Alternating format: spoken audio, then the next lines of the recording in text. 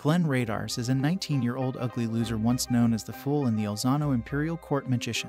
Despite his accurate alias, he was once considered the magician killer, whose bad breath alone could kill the Demon Lord. However, now he is working for the Matrix as a professor in the Elzano Imperial Magic Academy. Centuries ago, a lone mage challenged the Demon Lord to a death battle. Confused, the Demon Lord asked the young magician about his motives. In a daring tone, he calls out the demon, saying that he will protect his beloved comrades. With the will of fire, he destroyed the reign of the Demon Lord. Suddenly, the scene transitions, showing a majestic view of the city of Fejai, a southern city of the Elzano Empire. In this city, there resides the Elzano Imperial Magic Academy, the most prestigious institute of magic. As the camera zooms in, we see Sistine Fibble, a young student at the academy. On the other hand, Rumia Tinjal finds an old civilian, injured due to heavy work. Being a kind-hearted girl, she instantly heals the civilian's hand using her own magic.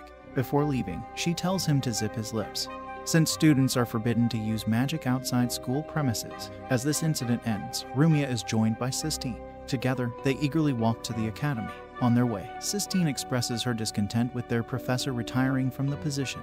Rumia then reminds her that a new substitute teacher will be taking his place. The moment they finish this conversation, Glenn the Fool, who looks like an immigrant without documents, comes running. Sistine glances at him and thinks he is a creep. She instinctively activates her air magic, throwing him in the nearby fountain. However, Glenn, ever the shameless, stands up and poses like a Victoria's Secret model. He labels the incident as unexpected and asks if the hot babes are okay. Sistine tells him to cut the macho top G crap because they are not buying it. Plus, she reminds the dude that it's 2023, no one cares about that BS. But Rumia, being a little developed in all areas, stops her rambling and forces her to apologize. Despite the disclaimer from Sistine, he continues with the act and pins the blame on them. He then goes to ask the not-so-innocent-looking girls to compensate for the accident. Suddenly, he glances at both Sistine and Rumia. He ignores the underdeveloped white-haired chick and asks Rumia if they met before. While he and Rumia enjoy the inspection process, Sistine feels jealous about Glenn manhandling her personal Yuri time. Thus, she knocks him out of the city. In class, all the students express their frustration, as their new substitute teacher is late on the first day. Impatient, the students start predicting their teacher's personality type. Some say he will be a big shot while some call him irresponsible for being late. However, one particular student, who thinks he is the goat of the class, says that he will be a big bastard. Suddenly, Glenn, their new substitute teacher, comes into class. Judging by his body language, the student thinks that he is an undead. Whereas, in the dean's office, Hallie Astray yells at Rick Walken for employing a numbskull and Average Mage as the new substitute teacher. He predicts that Glenn will tell the class to self-study. In the classroom, just as Hallie predicted, Glenn writes this on the board and catches up on sleep. Back in the office, Rick says that Professor Celica Arphonia personally recommended him, triggering his breakdown. Furthermore, he entered the academy at the age of 11 and left at the age of 15. However, there are no further records about him. Hallie suggests that Glenn was supposedly a shut-in who liked watching anime and playing games. Plus, he advises the dean to avoid following Celica. Unfortunately, Celica overheard their conversation and asks Hallie to take back his words. She then reveals that Glenn is in the class and will take full responsibility for his actions. Inside the classroom, several students ask Glenn questions relating to magic, but he puts them off, advising them to research on their own. At that moment, the bell rings and Glenn disappears like a ghost. His unmotivated behavior continues with each passing class, until Sistine gets fed up with his behavior and decides to play the family card. She says that her family has strong ties with the academy and can get him fired in an instant. Unexpectedly, Glenn displays his appreciation and begs Sistine to make her father fire him. Frustrated by his emotions, Sistine challenges him to a magic duel. Traditionally, the loser must obey the command of the winner. Sistine says that he will stop acting like an entitled brat and start teaching them, while Glenn vaguely mentions that she will have to follow any command. Behind them, the students assume that Glenn is a man of culture. Sistine claims that he has disgraced the name of magic and wasted their efforts. Her words spark a memory of a certain someone with silver hair. Despite the nostalgia, Glenn continues to act like a jerk, saying he'll give her some spankings. In the arena, Glenn says that they will only use the spell Shock Bolt to avoid injuries. Everyone in the class assumes that Glenn is playing it cool. However, Mr. Know-It-All with the glasses suggests that in actual combat even a simple spell could go wrong. As the duel begins, Sistine activates her spell with a single chant. With lightning speed, her spell hits Glenn, initiating a short circuit in his body. Glenn acts like he was just testing Sistine. He praises her skills and says they will play best of 3. However, each time, Sistine casts the spell before him and wins the duel. The following day, despite losing the duel, Glenn maintains the same loser behavior. He screws the school's textbook on the board, asking everyone to self-study. Things continue smoothly, until a girl asks him to translate the runic spells from the textbook. Instantly, Sistine leaves her chair and stops the girl from asking any questions. She claims Glenn to be a worthless, illiterate loser who doesn't understand the art of magic or respect it. She then offers to answer her questions and teach her the spell. Suddenly, Glenn realizes that the cloak will move faster if he diverts his attention from it. And so, Glenn asks Sistine to point out the reason for the greatness of magic. Before answering, she taunts his ignorance. Then, she begins rambling like ChatGPT, saying that magic is the origin and structure of the world. She claims that magic is humanity's light in the dark. It empowers them and understands the secrets of the world. Fed up, Glenn shuts her trap and asks the practical use for magic. To make it plain and simple, he says that the study of medicine can cure sick people, the study of agriculture can feed millions of lives. He then repeats the question, asking about what magic can accomplish. Glenn does them a favor, answering that magic doesn't do shit for them. However, being naive and pampered, Sistine argues his point of view and says that magic leads them to the truth behind the world and life.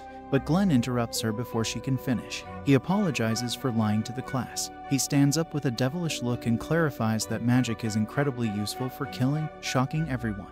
He continues the explanation, saying that magic is the perfect tool for mass murder. But still, Sistine refuses to believe his words. Frustrated, he asks the students to open their eyes and choose a good path in life. Suddenly, Sistine takes a step forward, slapping Glenn. He gets furious for a moment. However, after seeing tears run down her face, all he is left with is a regretful look. On the rooftop, as he gives himself the Brat Award, Glenn notices Rumia in the lab, creating a magic circle. He barges in the lab, saying that it is off limits to personal usage. However, Rumia reveals that her magic circle won't function. He instantly notices the mistakes and fixes them. Rumia then chants the incantation, creating a bright magical circle. Surprisingly, he recollects his own self in Rumia's excitement. While walking back to the dorms, Glenn asks about Rumia's motivation to learn magic. Surprisingly, she reveals that an evil mage organization captured her. Just as all hope was over, a young mage arrived and killed all the mages. He instantly remembered the incident but decided to play dumb. Rumia, on the other hand, says that she wants to become a worthy mage, so that one day she can thank the man who saved her. The following day, Glenn apologizes to Sistine and decides to take things seriously.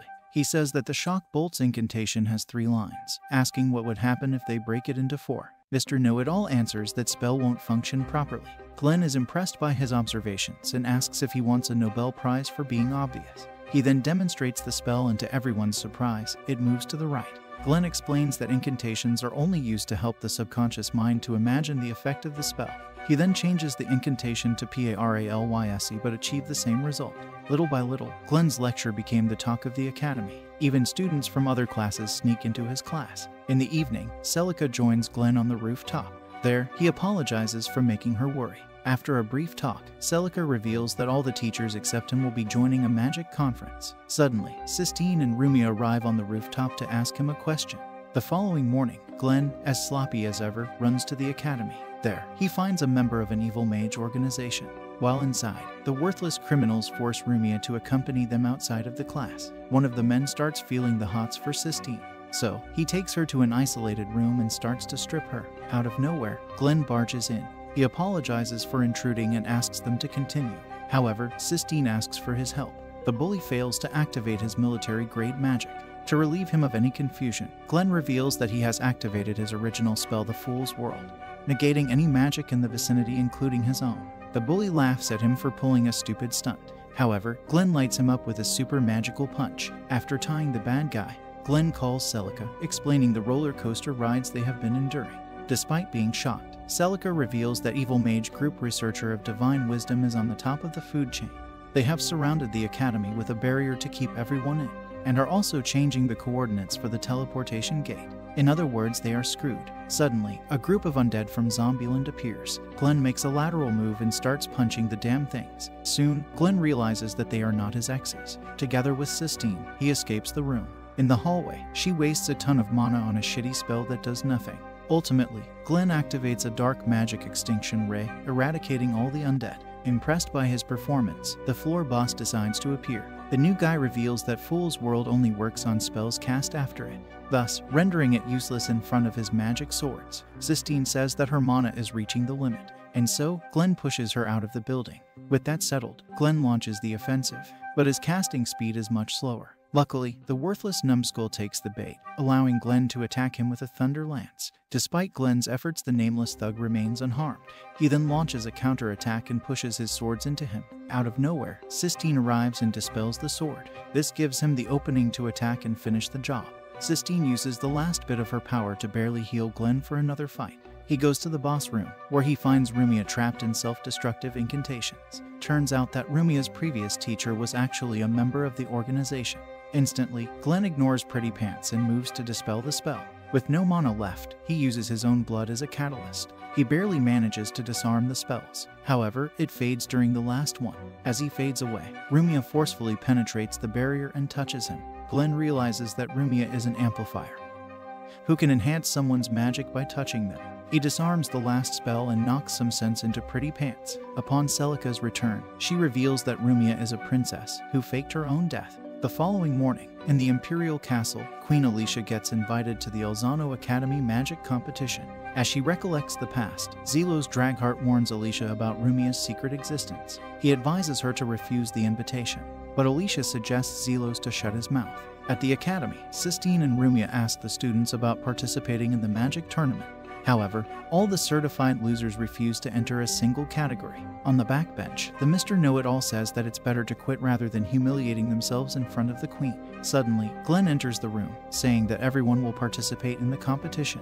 In a few moments, Glenn admits each student according to their abilities. Some students argue with his decisions. Beside him, Sistine internally commends Glenn for keeping tabs on the class. As everything flows smoothly, Four Eyes, always eager to comment, labels Glenn as a fool. He reveals that each class is admitting their best student in multiple categories, forcing him to rethink his strategy. With this newfound information, Glenn plans to change his strategy. But before he could utter a word, Sistine jumps the gun, explaining that everyone should showcase their talent. Later in the training ground, Hallie's class picks a fight with Glenn's class. He notices this and stops the fight. As things calm down, Hallie arrives on the scene. He forces Class 2 to exit the ground, saying that they are wasting their time. Pissed off, Glenn bets 3 months of his salary, exhibiting great confidence in his students. However, inside, he realizes that he is in deep shit. After a week of constant training, the day of the competitions arrives. As Alicia signals the beginning of the competition, Glenn thinks that his students are only good at jerking off. However, as the first race finishes, Class 2 takes 3rd position, shocking the hell out of everyone. After that, Class 2 secures top position in every battle. Soon, the competition enters the mental toughness category. For this round, Rumia participates. Four Eyes compliments Glenn for sacrificing Rumia like a pawn, as she did not possess aptitude for other shit. Glenn smugly grins at his statement, explaining that Rumia was strategically enrolled in the mental toughness category. He adds to this, saying that Rumia's mental toughness can handle any trauma, since she has been having Yuri sessions with Sistine. Meanwhile, in the arena, all contestants except Rumia and the previous champion remain. After witnessing their resilience, the judge activates his creep mode. For the tiebreaker round, the judge casts the ultimate creepy spell. Eventually, Rumia falls to her knees, simultaneously. Her fellow contestant loses his consciousness, making Rumia the winner. The competition reaches its interval, as Class 2 takes the top position on the leaderboard. Meanwhile, Albert and Rayford, 2 mages of the Imperial Court, notice their former colleague yawning in the stands. Afterwards, Glenn, growling with hunger, witnesses the student having a feast. As he's about to die from starvation, a girl from the transmutation category walks up to him. She reveals her nervousness and refuses to participate in the next round. Glenn calms her down and showcases the transmutation spell, transforming into Rumia. After raising the girl's morale, Glenn, being a brazen man, thinks of going to the bathroom just for science. However, Sistine intervenes, saying that she wants some personal Yuri time. But first she suggests eating. Glenn loses control and prepares to devour the food, until the real Rumia arrives, blowing away his cover. He tries to calm her down, saying that Sistine can have double trouble tonight. But she knocks him into the forest. Suddenly, Rumia comes running with a full serving of sandwiches. He ignores the obvious signs of Rumia's love and devours the food like gluttony. As he finishes up, the queen arrives in the forest. Glenn, being an imperial mage, bows and white Rumia is left in shock, as if she was caught watching H stuff. The queen apologizes to Glenn for expelling him from the imperial court and moves to greet Rumia in a motherly fashion. However, Rumia, flustered by the situation, apologizes to the queen, saying that she is the wrong person. Disappointed, the queen walks back to the arena. But along the way, Zelos and the Imperial Guard capture her. On the other hand, Albert is watching Zelos' every move. He concludes that the Imperial Guard will not harm the queen. Rather, they must have a plan of their own. Meanwhile, Glenn rushes towards Rumia. She is constantly in self-doubt, regretting her choices. Although she understands the queen's motive behind her fake death, yet part of her heart wants to scream at her, while the other part wants to hug her tightly. Glenn convinces her to confront the queen and open her heart. Suddenly, the royal guards arrive and announce that she is found guilty for conspiring against the queen.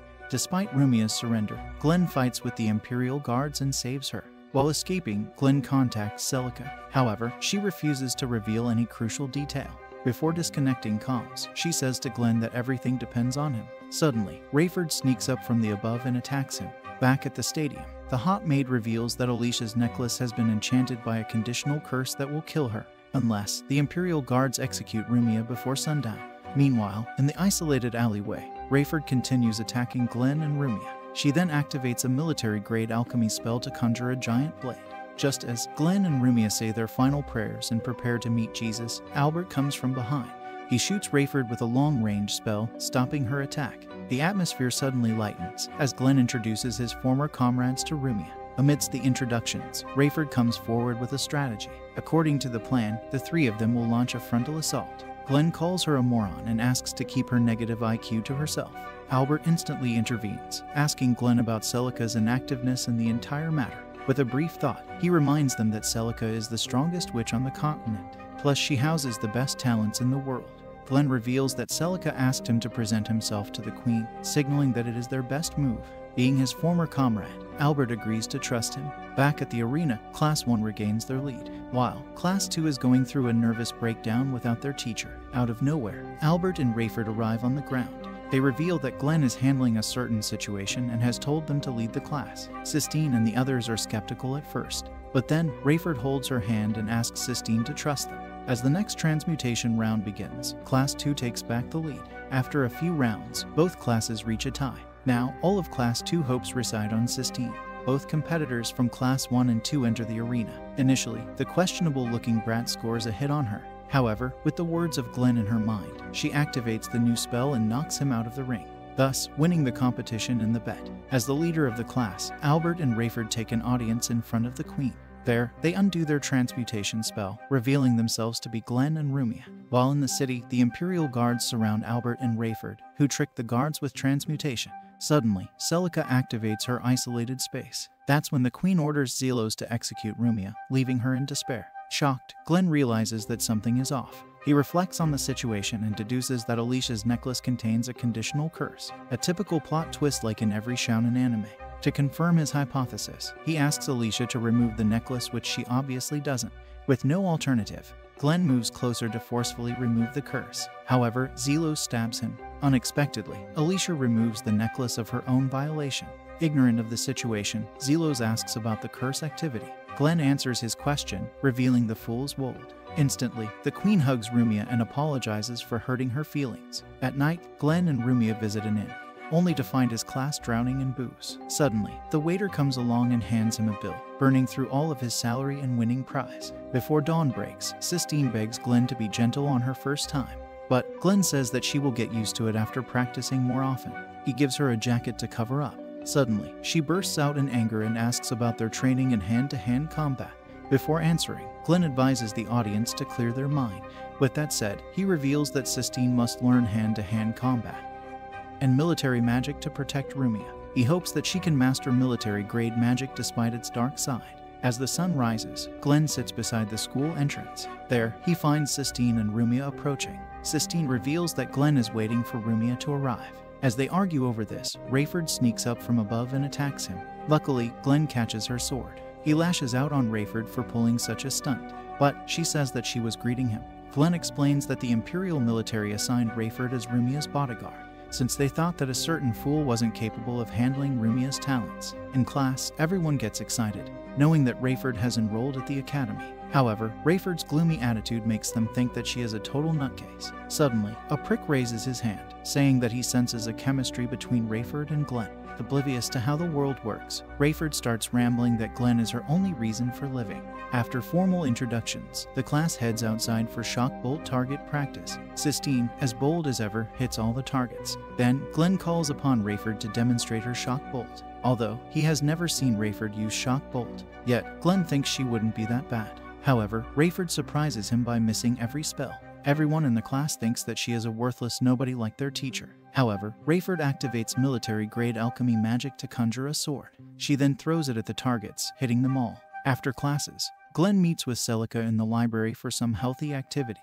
But before getting to the good part, Celica suggests that Glenn should help Rayford in socializing. The following day, while heading to the destination, the boys frown since they wanted to visit the military lab. However, Glenn reveals that they are going to an island with lots of beaches. This means that every hot smoker in their class will be in a bikini. Before boarding a shop, Glenn notices Albert hiding in the shadows. Glenn realizes that Albert is the real bodyguard while Rayford is just a decoy. With that aside, Albert warns Glenn about the danger Rayford poses, but he refuses to pay heed to his advice. On the beach, every boy enjoys the time of their life. However, four eyes come out as Rainbow and start reading a book. As the night, Rumia, Sistine, and Rayford head outside into the water. There, they declare that Rayford is their friend. Besides a tree, unnoticed, Glenn watches the girls closely, relieved that Rayford is opening up. However, when he heads to his room, Rayford stops him. She asks why he left her alone in the special forces. Angered, she lashes out at Glenn, declaring her hatred for Rumia and Sistine for stealing him away. The coming morning, Glenn escorts the students to the alchemy lab. In the midst of the jungle, Rayford thinks about the time Glenn didn't have a harem. Lost in thought, she accidentally stumbles, causing Rumia and Sistine a great deal of worry. However, she lashes out at them and voices her hatred. Both Rumia and Sistine wonder if Rayford truly meant what she said. Suddenly, from behind, Glenn arrives and explains that he had a passionate argument with her last night. Soon, they reach the alchemy lab, where Berks Blomone greets everyone. After taking a short breather, Berks escorts everyone inside the lab. There, he explains that sorcerers have been incorporating magic with alchemy to uncover the secret of life. They are also housing various species in a state of hibernation called the chimeras. Several students, including Sistine, are impressed by the lab that they start second-guessing their career choices. However, Rumia stays firm, saying that their practice might be unethical. But Sistine counters her arguments, saying that unethical would be the pursuit of immortality or resurrection. This type of research is the main reason that the researchers of divine wisdom exist. Furthermore, sorcerers created a similar project with the name of Revive. Momentarily after, Berks joins the conversation and commends Sistine. He adds to the conversation, saying that reviving a person requires three main things. With a notice, Glenn interrupts their conversation. He continues the explanation and adds that the three main ingredients of creating a clone are genetic code, astral code, and alter ethar. However, the project has been discontinued by the Imperial Order, since the loss of life was too great. At the end of the conversation, Berks reveals a troubling rumor, revealing that the researchers of divine wisdom have stolen the core research of the project and successfully created new life. Yet, Glenn disagrees with the rumor, saying it's not possible. After the tour ends, Rumia and Sistine ask Rayford to join them for dinner. However, she dismissed them in the usual way. Still, Glenn advises her to calm down, but she tells him to shut up and runs away. She runs to the beach, where she unexpectedly finds her dead brother. He says that researchers of divine wisdom have enslaved him, and the only way to free him is by killing Glenn. On the other hand, Albert watches this closely and moves to confront her. Suddenly, he is surrounded by the barrier casted by the hot evil maid. She offers her body and soul to Albert, but the dense man refuses it. At first, he intends on capturing her. However, as she summons various zombies, he advises himself to avoid any risk. With a single spell, Albert clears out the field of zombies. On the other hand, Glenn finds Rayford by the beach. He instantly creates a gap between the evil mage and Rayford. But, being tempted by the offer, she straps Glenn right through the chest. In the forest, both Albert and the maid notice Glenn's inevitable fall. She uses the distraction to escape. Meanwhile, Rayford breaks into Rumia's room, knocking her unconscious. Sistine suddenly walks in but is unable to achieve anything of significance. As she pities herself, Albert arrives with Glenn. He orders Sistine to provide CPR to Glenn until he completes the healing ritual. In the middle of the night, Glenn wakes up fully healed. He thanks Albert for saving his life and not pulling a BL manga stunt. But Albert refuses to take any credit, as Sistine helped him achieve the goal. As he frowns in the balcony, Albert reminds him about the warning Glenn joyfully ignored. Frustrated, Glenn asks about his future predictions before making the trip. Albert discloses that they knew about the researchers for divine wisdom colluding with the alchemy lab. Glenn instantly lashes out at Albert for using Rumia and Rayford as bait. However, he clarifies his inability to act, saying that the higher-ups ordered him to do so. Putting their differences aside, the two of them journey to the enemy's hideout. There, Rumia is being stripped of her magic and amplifier abilities. Suddenly, Burks realizes that Albert and Glenn have infiltrated the lab. He acts overconfident, saying that his chimera will kill them. Still, the maid warns him otherwise. Just as expected, Glenn incinerates the chimera using military-grade magic extinction ray. Frustrated, Burks decides to fight on his own. Unexpectedly, he transforms himself into a chimera. Taking note of the situation, Albert asks Glenn to move forward while he takes care of the pedo-loving shitbag. Glenn instantly makes his way into the lab, where he finds Rayford being manipulated by her fake brother. Despite Glenn's reasoning, she refuses to accept the truth and attacks. Out of nowhere, Rumia reminds her of the stars they saw the other night. This recollection stops her attacks. Taking advantage of the moment, Glenn asks Rayford about her brother's name. Upon hearing the question, Rayford suffers through a hellish headache. Glenn takes a huge gamble and activates gravity magic to stop her movement. It is at that moment she recalls that her brother's name was Sion. Furthermore, Rayford recollects that she is modeled after Sion's sister and was the first operational clone inside the Revive project. However, her current fake brother killed Sion and her sister for refusing to complete their research. In the present, the evil mage reveals the new clones created by the Revive project. He orders them to kill Rayford, but Glenn stands in his way. He fights off all of three of them while simultaneously consoling Rayford to get her shit together. Thankfully, Rayford comes back to her senses and defeats the clones with one strike. Glenn then activates the Fool's World, disabling all magic in the vicinity. Using his magical punch, he knocks him unconscious and safely returns back to the resort with Rumia and Rayford. Back at school, Sistine enters the library and gathers various books on ancient civilization and lost magic. As she continues walking, one of the books falls from her hand. Unexpectedly, Celica picks it up for her. She then advises Sistine to continue researching. Celica then opens a secret door and decides to explore the labyrinth underneath the academy. Meanwhile, back at the library, Glenn suddenly appears and displays his gratitude towards Sistine for saving his life. Upon hearing his words, Sistine recollects the CPR and starts blushing. Moments later, Rayford comes to the library and starts attacking Glenn. She thinks that Glenn said something embarrassing to Sistine. As Glenn runs outside, he encounters Leos Klados. He steps out of the carriage and introduces himself as Sistine's fiancé. Meanwhile, in the dean's office, the headmaster reveals that he requested a guest professor from the board. But even the dean did not expect that a noble like Leos will assist them. Despite the celebratory moment, Celica suspects that there is a suspicious reason behind his arrival.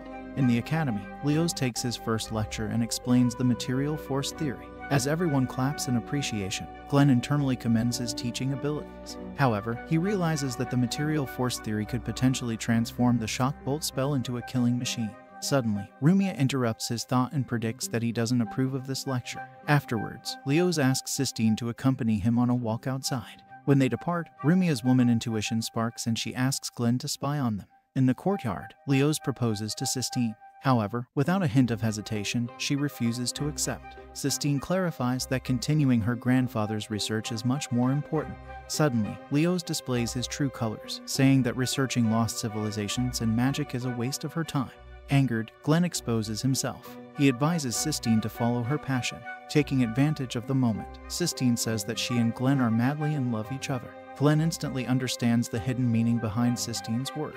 After taking the boyfriend role, he reveals that they have gone past the third base. Eventually, in order to settle things, Glenn challenges him to duel. Later in Class 2, Glenn explains everything that transpired between Leos and him. According to the conditions of the duel, Glenn and Leos will compare their teaching capabilities. Instantly, Four Eyes says that Glenn is screwed, since Leos is hands down the best teacher. However, he refuses to accept the conclusion and orders his class to work hard. The following morning, Hallie the Pretty Pants gathers Class 2 and 4 alongside all the professors to the battle arena. There, he assigns the role of general to both Glenn and Leos, saying that they will lead their classes into battle. The rules of the game are simple. Each spell direct hit will count as an elimination, while capturing the enemy base or killing the general is grounds for victory. As the battle begins, Class 4 takes the 3-cell modern military combat position. With this firm strategy, Class 4 gains the advantage in the battle. On the sidelines, every professor predicts that Leos is going to win not just the match but Sistine's first time. However, Hallie tells the nameless professors to shut their useless traps and enjoy the little screen time. He realizes that winning against Glenn Radars won't be an easy feat. Meanwhile, in the battlefield, Class 2 organizes as they assume the two-man cell formation. On the sidelines, Hallie states that a two-man cell formation was the perfect strategy for Class 2, as it is easy to master. In the forest, Leos takes the bait and orders his class to move inward. Being a cunning magician, Glenn goes to the front lines and baits the students into attacking him. Unexpectedly, Glenn triggers all the booby traps he set the night before, gaining a huge advantage. Just as the Class 2 seem to lead the battle, Hallie rings the bell and calls the game a draw. Yet, the beef between Leos and Glenn doesn't come to an end.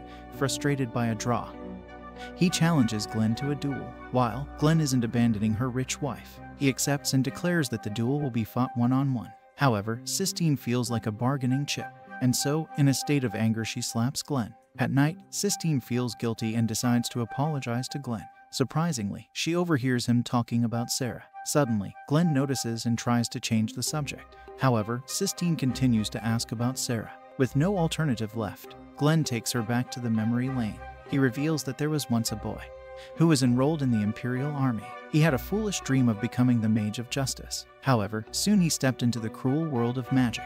Yet, he remained firm in his goal due to a young girl. But soon, his foolishness prevailed and he lost the girl of his dreams. Suddenly, their conversation is interrupted by Leos. He reveals that Glenn Radar is actually Special Forces No. 0 Glenn the Fool. Despite Glenn's warnings, Leos continues to ramble about his past. He threatens to reveal the dark reality of Sarah's death. He pushes Glenn past the breaking point and forces him to use Fool's World. However, Leos proves to be exceptional in hand-to-hand combat.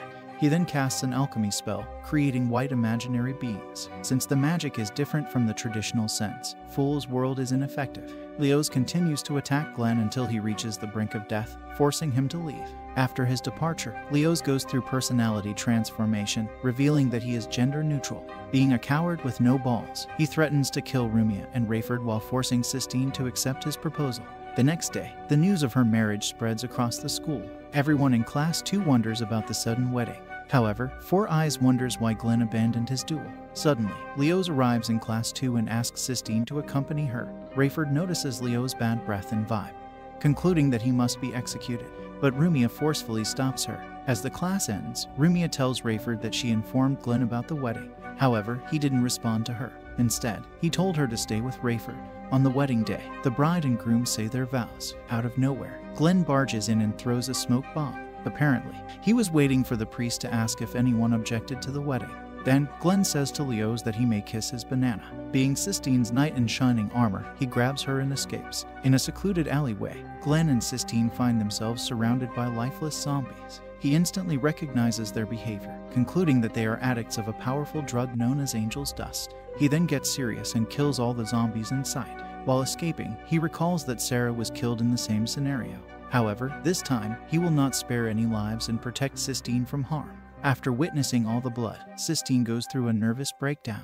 Glenn notices that Sistine is scared of him. Despite this, he asks her to calm down. Suddenly, Leos arrives on the scene and claps for the masterful performance. However, Glenn says that he's not buying his shit anymore, and asks him to reveal his true self. He undoes the transmutation spell and reveals himself to be Jadis Lawfin, a former Special Forces member. Jadis challenges him to duel, saying that Glenn is the only obstacle between him and the Akashic Records. According to him, the records are a powerful tool that can rule the world. As the fight begins, Glenn forces Sistine to leave. He then attacks Jadis in his usual way. However, he counters them all.